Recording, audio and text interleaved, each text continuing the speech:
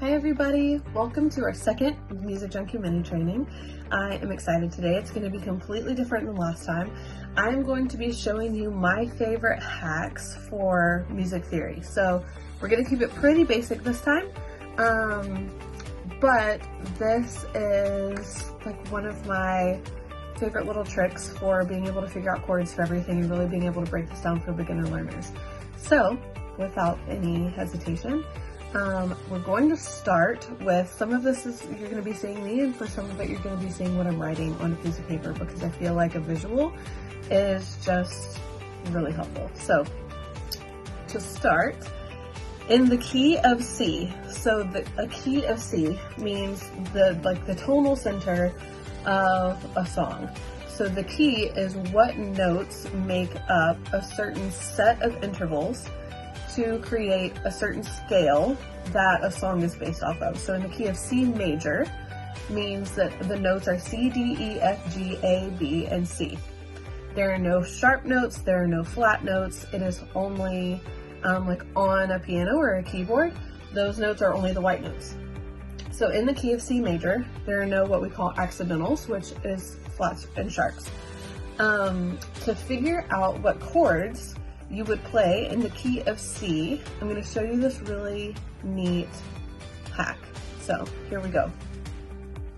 To start, I always draw out an alphabet and I put it in this little zigzag way. So I'll kind of show you. So I'm going to start on C since we're in the key of C.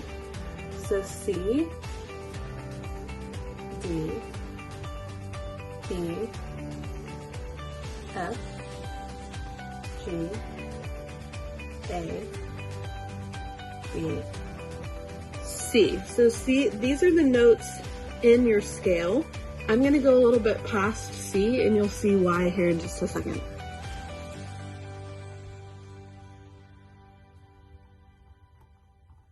Okay, so to find your one chord, which we also call tonic, you can make these little brackets right here around C, E, G.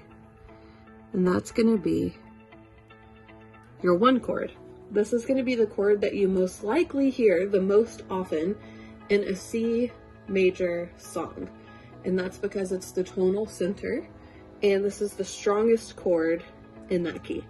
So to find the 4 chord, which is another one of our major chords in the key, we would start from C and count to 4. 1, 2, 3, 4. So we'll make these square brackets around F, A, C, because this is going to be our 4 chord. So we're going to do the same thing to get our 5 chord, which is the last major chord in the key of C major. 1, 2, 3, 4, 5. So we're going to start on G this time, and I'm going to make these fancy brackets. And I'm making all of these brackets different just so you can see the different groupings without getting them confused. So this is our 5 chord. We also call this dominant and this subdominant, and this is tonic.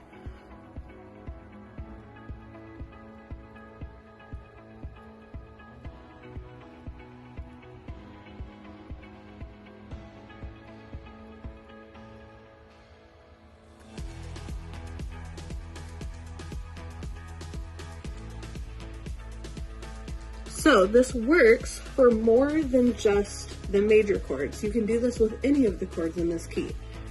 It would just be like your 2 chord would be 1, 2, we'd start on D, and it would be D, F, A. Your 3 chord would be 1, 2, 3, E, G, B.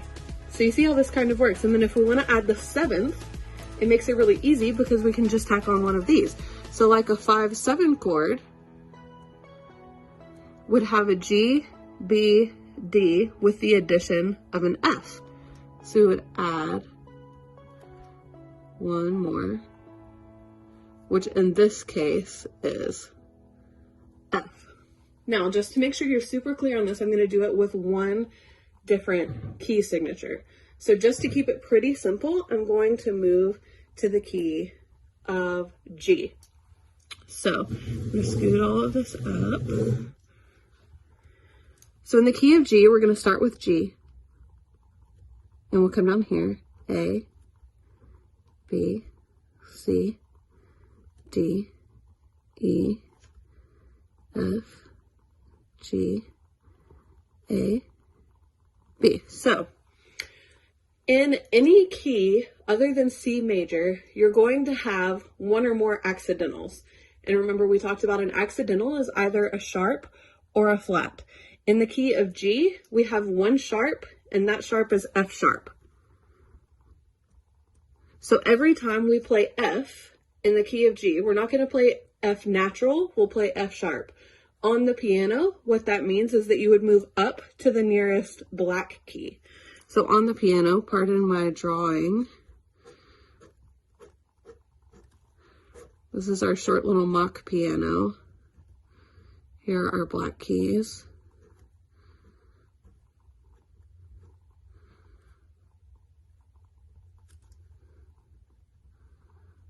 This is C, D, E. This is F. And so in the key of G, every time you play up the scale, you're not going to play F natural, you're going to play F sharp, which is right here. So to go back and do this, G, B, D is going to be our one chord, our tonic chord. Then 1, 2, 3, 4, C, E, G is going to be our subdominant.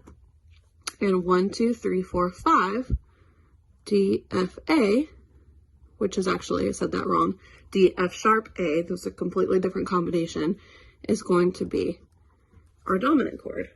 So the purpose of this is because these chords are the strongest chords in any given key, the major chords of that key, which are the dominant, the subdominant, and the tonic, all of which are major chords. So in any given key, whether you're in C major or G major, let's say you're a guitar player, if you can just get through the 1, 4, and 5 of any major key, you can play so many songs. There are so many things that this enables you for. So I hope you've enjoyed my little hack. I hope you see how this is really, really an easy way for figuring out what notes are in each key, what chords or what notes are made up of each chord, and how you can navigate each key signature. This works with even the most complicated of key signatures. It does not have to be a simple one like C major or G major. You can work with 5 sharps, 4 flats, whatever it is. You'll have the exact same success with this. I find it really, really helpful, and I hope you do too.